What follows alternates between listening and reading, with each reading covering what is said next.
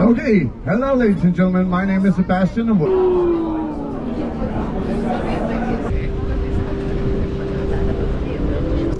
wow. I think we should give him a huge applause. But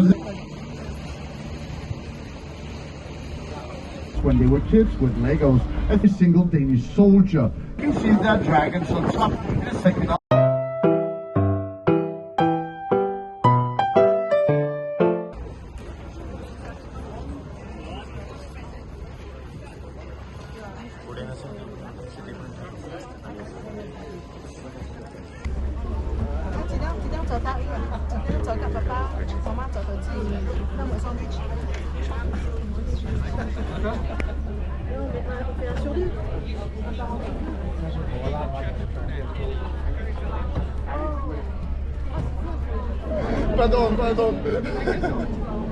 Oh, sorry.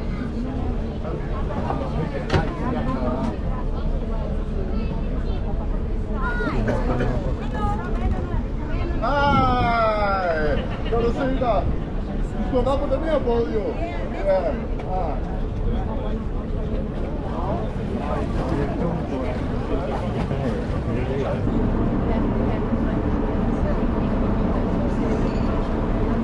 Hello ladies and gentlemen, my name is Sebastian and welcome to the Canal Tours.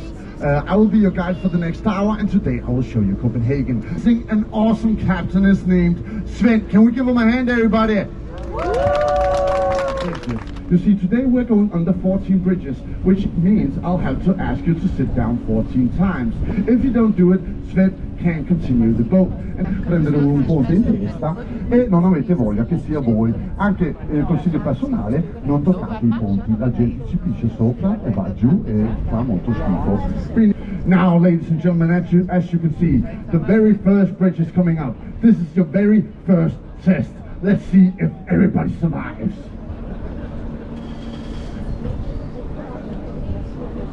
Bye-bye. Bye-bye.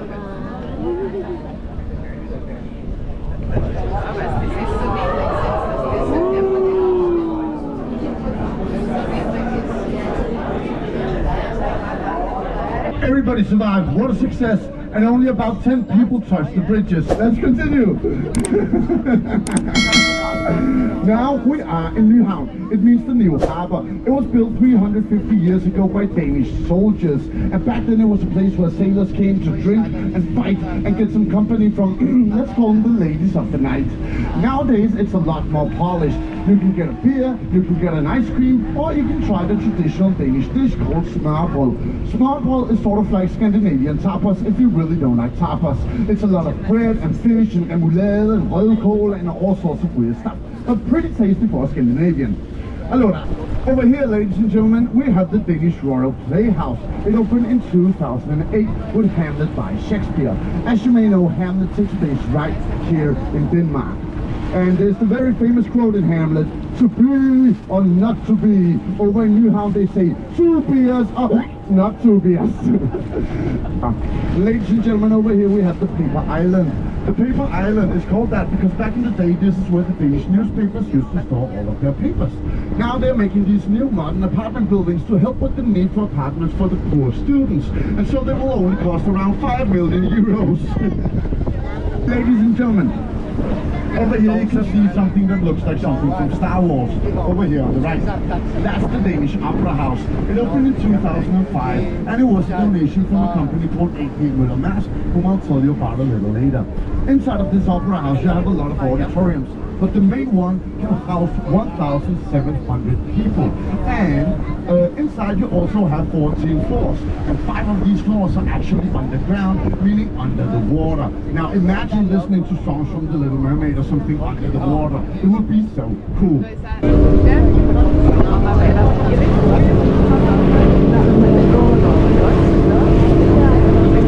I'll check out. rise a little bit, you can see a building with a weird roof and a smoky chimney. That's the hill of Amager, the world's most modern incinerator. Burns around 600,000 tons of trash every single year. So much that we actually have to import trash from the rest of the world to create energy enough for 80,000 houses and 90,000 apartments here in Copenhagen. If you're wondering why the roof looks so weird, there's a good explanation for it. Actually, on one side there's a climbing wall, so you can climb up and then you can ski down on the roof. The roof is a ski slope. Ladies and gentlemen, out here you can see a black submarine. It's called the Seal. That animal. And the Seal was used in 2003 during the Iraq War. Now it's no longer in use and it has been rebuilt into a museum. Ladies and gentlemen, take a look out there at the grey battleship with the writing F352. This battleship was used during the Cold War. However, it's more infamous for something that happened in 1982. By accident, the captain launched a missile from the ship and it went straight into an area of vacation homes, summer houses, summer cottages. It totally destroyed 4 of these vacation homes and damaged 130 others. Now, luckily it was winter, so nobody got hurt, but this incident was known in the Danish press as the Whoops missile. And actually, I've heard a crazy rumor that appears to be true. One of these vacation homes that got totally destroyed belonged to the mother-in-law of the captain. So maybe it was the Whoops missile after all. I'm gonna take a look out here with the green grass and the Danish flag. Battery 6ers. And here they have a special tradition. It's a military area and I'll tell you about the tradition in a second. So, out here at Battery 6ers, they have the tradition that twice a day they will fire a cannon. One time in the morning and one time in the evening to signal to the ships they have to take the flags up and the flags down. The only problem is, for you that don't know, here in Denmark sometimes the sun comes up at 5 in the morning. So, this tradition of being awakened by a cannon at 5 in the morning wasn't very nice to the neighbors nor the Queen. And so, it has been declared by law that the sun never comes up here in Copenhagen before 8 o'clock in the morning at the earliest. Out in front of us, you can see a black and white crane. That black and white crane is a bungee jump crane. And on the very first day, it had the special offer that if you were willing to jump naked from this crane, you would get to jump for free. Now, the only problem is, here in Denmark, we don't mind being naked at all. Actually, we applaud it. So, on the very first day, so many people jumped naked that the company had to take the offer back because they were making no money at all. Now, ladies and gentlemen, the moment you have all been waiting for, meeting the most photographed woman in all of Denmark. Half fish, half woman, and a very good Disney movie. She is coming up in a few seconds. Wow. So the story of the statue. In 1913, the founder of Carlsberg, Carl Jacobsen, he saw a ballet of the Little Mermaid. And in this ballet, he fell in love with the ballerina Ellen Pries, who recited the role of the Little Mermaid. So he wanted to make the statue in her honor. And Ellen Pries was obviously very flattered, like, ooh, I'm gonna be the biggest landmark of Denmark. Then, she found out she had to be topless, and she refused to pose for any part of the statue except for the head. So the poor sculptor called Edward, who needed to finish the statue, had to do the only thing he possibly could. He went and asked his wife if she would pose for the statue. AP Møller is one of the most important companies in all of Denmark by far. It's a container shipping line founded in 1904, present in 130 countries and responsible for about 20% of all naval transportation worldwide. When we come to Maersk, I want you to look at the logo they have. It's a 7-pointed star. I'll tell you about it in a second. Maersk is also the company that donated the opera house that we saw before. You can see there's a palace with 4 chimneys. That's where the Crown Prince lives. Now, the Crown Prince here in Denmark is built up by everyone. I never ever think I've heard anybody talk bad about Frederik. In his younger days, he was a true playboy. He drove around in fancy sports cars, he dated supermodels, he was very cool, he was even in the army for a while as a diver, and then he found a pretty good-looking Tasmanian wife, and he settled down a little bit. And then he got kids, and think about this, only in Denmark. When his kids were young, he would bring them to the kindergarten in bicycle. Can you imagine a prince going in bicycle? That's pretty cool. On the left, we have a palace with 5 chimneys, and that's where our queen lives. And every Danish person knows that the reason the Queen has 5 chimneys is because she needs them because she smokes so many cigarettes. Something she's very known for here in Denmark. The Queen is beloved also. She's a little more strict, a little more old school, but personally I feel like she's the mother of Denmark. And she's very inclined with the arts. She has made clothes for theater and ballets and movies and stuff. And if there are any nerds amongst you, like me, actually she has made drawings for a special edition of one of the books of the Lord of the Rings. Pretty cool if you ask me. Church dome, in the background you can see a church dome, the biggest in all of Scandinavia. It belongs to the Marble Church and it took 145 years to build it. Now we're coming to the Canal of Christian. The Canal of Christian is called that because of Christian IV. Christian IV was the most influential king who ever lived here in Denmark. I don't know what you were doing at 11 years old. I was watching Batman cartoons and eating Cocoa Puffs. Well, Christian, he definitely wasn't. Christian, he became a king at the age of 11 years old. And because of that, he had the longest reign in Danish history, 59 years. And in that time, he managed to do quite a few things. He made Brewhouse, he made, which we'll see later, he also made the Church of Holmen, the round tower in the middle of Copenhagen, and he also made no less than 23 children. When we're coming to this Canal of Christian, I will let you rest your ears and relax for 15 minutes. I'll warn you about bridges and tell you when you can take a beautiful picture of our Saviour's church. But for the rest, just sit back and enjoy the ride. For now, thank you very much.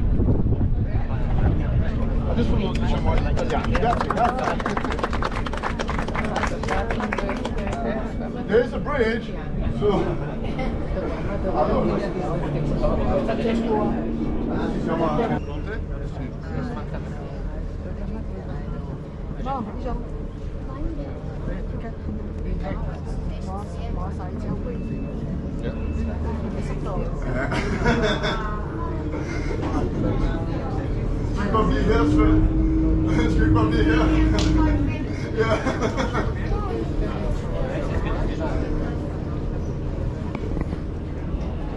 Fotografieren, aber es ist gegen das nicht das da kann man aufgehen.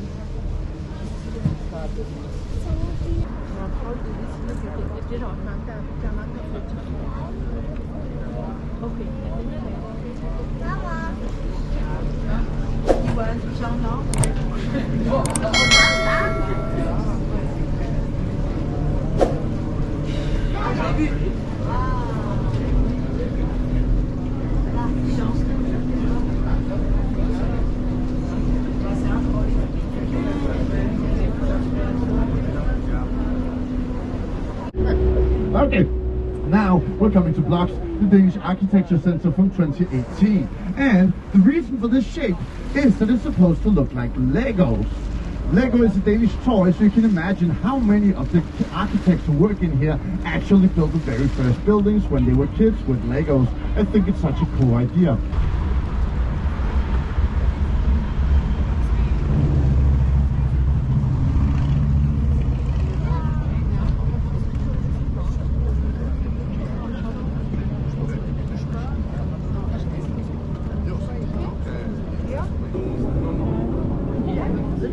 Ladies and gentlemen, over here we have the brewery of Christian IV. I'll tell you, the brewery where they make beer, was made in 1618. There was no sewage system here in Denmark, so getting clean drinking water was almost impossible. But when you produce beer, you actually kill all of the harmful bacteria in the water. Meaning that 400 years ago, it was more healthy to drink beer than it was to drink water.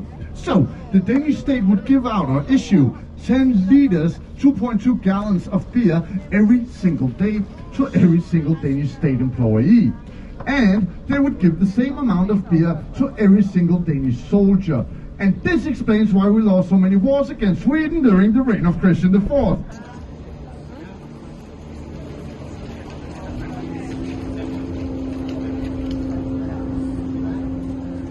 In front of us in a few seconds, or if you can see it already now, we have the Marble Bridge. The last thing remaining from a huge fire that burned down 50% of Copenhagen in 1795. It is a bridge though, so please remain seated. Now, ladies and gentlemen, to navigate through this bridge. You can't just be some guy who just bought a boat. No. To navigate this bridge, you have to be a true captain of the seven seas. And luckily, aside from Jack Sparrow, we have Sven, the best captain who ever sailed the seven seas. So, if he manages to navigate this bridge and turn it around, I think we should give him a huge applause. But let's see if he actually manages first. Now, he's just sailing smooth, sailing through, but will he be able to turn it around? Let's see.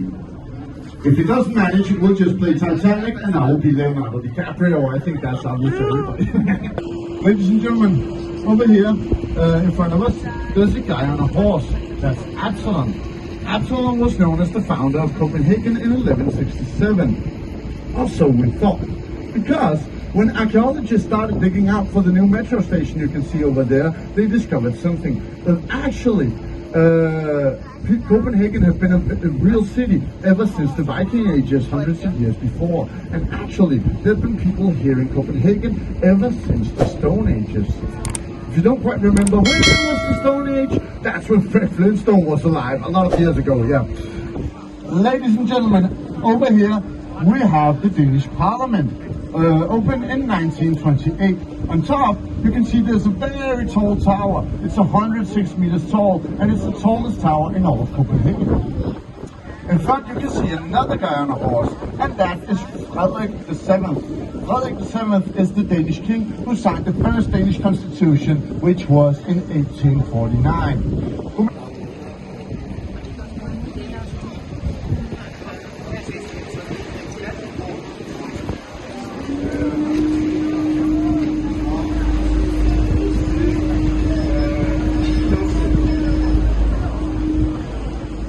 Over here we have the Church of Holmen. The Church of Holmen is a sailor's church. That's why it is directly on the wall, as you can see, as the only one in all of Denmark. And this is the church where our queen got married in 1967.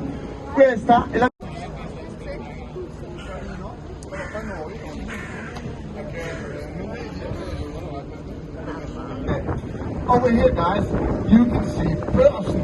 Børsen used to be the old Danish stock exchange. It was built in 1640 by Christian IV. And you can see there are dragons on top. In a second, I'll tell you why. But first, there's a bridge.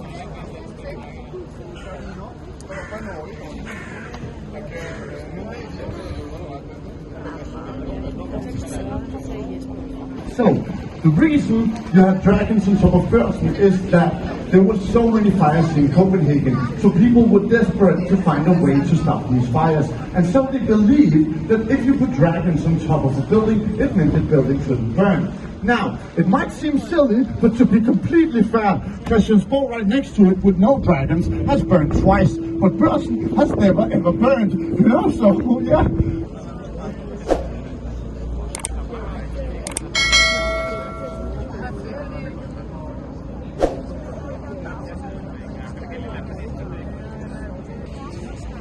So guys, now we're picking up again, and in front of us you can see a huge black building. It's called the Black Diamond, and the Black Diamond is actually the Danish Royal Library from 1999. And inside of this library you have 725,000 books.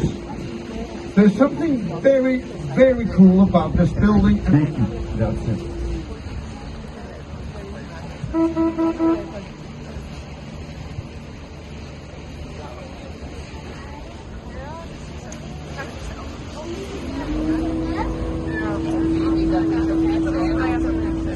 So as you can see, guys, this black diamond is actually shining. And the reason for that is that it slopes or tilts 7 degrees. So when the sun rays hits the water surface, as you can see, the water reflects the sun onto the building and makes it shine like a true black diamond. Ladies and gentlemen, we're now coming to the Kissing Bridge. And the Kissing Bridge is called that because normally two sides of a bridge go up and down. But in this case, they go back and forth. Because of the Kissing Bridge, we have a little game we do here in Strømmen. When we're sailing under the bridge, if you feel like it, you can give each other a little kiss. Last 20 years of his life, right here in Nyhavn, he lived in the small white apartment with the black roof that you'll be able to see in a second. And Hans Christian Andersen, he loved it here in Nyhavn. Because imagine, at a time where there were no video games, there was no internet, there were no cinemas, the main source of inspiration for any artistic person was the Royal Theatre. And the Royal Theatre is very, very close to here to Nyhavn. So it inspired many of his 156 fairy tales. Now, Hans Christian Andersen is by far the most famous Danish person who ever lived. Aside from Mads Mikkelsen and the guys from Game of Thrones, obviously. And, yeah.